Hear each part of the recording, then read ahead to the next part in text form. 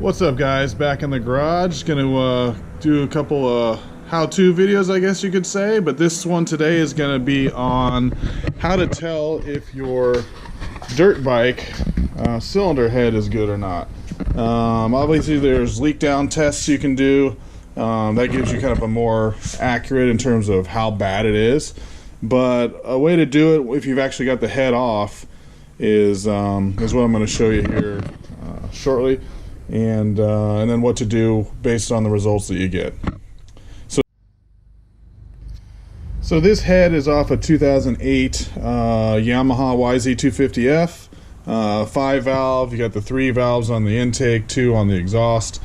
So we're going to go through the process here of showing you how to kind of determine if this is if this head is in good shape or not. So it's a very actually simple procedure. So let's get into it.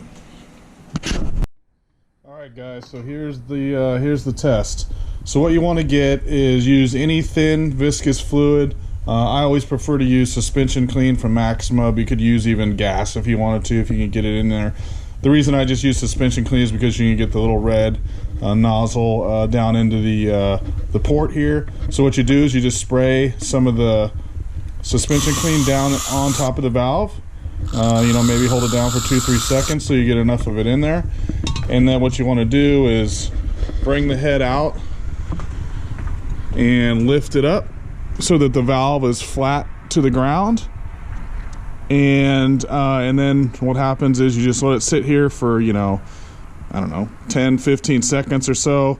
You can go ahead and pour that fluid out, bring it back, and then what you're doing is you're looking for if there's any moisture at all around the valves, around the valve that you just sprayed it into. So if you have any moisture or any of that fluid made it past the valve, you can dim the head. I know that sounds a little bit harsh, but as anybody knows that's familiar with working on heads and that type of thing, any amount of leak by isn't going to get any better. It's always going to get worse. So, could you, have some inserts put in and machine, work done at a machine shop? Sure, you can do all of that.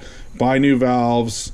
Whatever the case is, but by the time you've spent all that money, bought all the valve train and all that stuff, and paid a machinist to go ahead and cut you in some new seats, you could have just bought the new head. There's companies out there like Fast Heads. I'll put a link to their website below, but they sell complete heads. You can buy just a bare head from OEM or like Cylinder Works. A couple other people sell bare heads, and you can buy all your kibble white valves and retainers and springs and all that stuff if you want to, and build your own head. But man, Fast Heads makes it easy by they just sell you a complete head ready to go for like $800-900 depending on what you're trying to do. If you want to get more aggressive, that's one thing. But anyway, so as you can see with this head, I already did the test on this. So this was on the exhaust side. Both of the exhaust valves, if you can see that, had a leak by in terms of the fluid. If you've got a good tight head with no issues, then you're not going to see any moisture at all. I mean, none. So that's when you know you've got a good head. Like I said, you can do a leak down on your head, and obviously that will tell you as well. But this is just a way that we used to do it at the shop I worked at, where we'd be tearing down a top end and inspecting it. This is the easiest way to do that. Just spray a little suspension clean. I do it in each one of the individual ports one at a time, and then inspect each one. And if I didn't have any leak by on the valve, then we're calling that head good and we're moving on. And then obviously, maybe potentially making valve adjustments, but at least we knew the head was good. So anyway, hope that helps, guys. We'll be putting out some more videos, and if you've got any questions, please feel free to reach out, comment below, and we'll see you on the next one.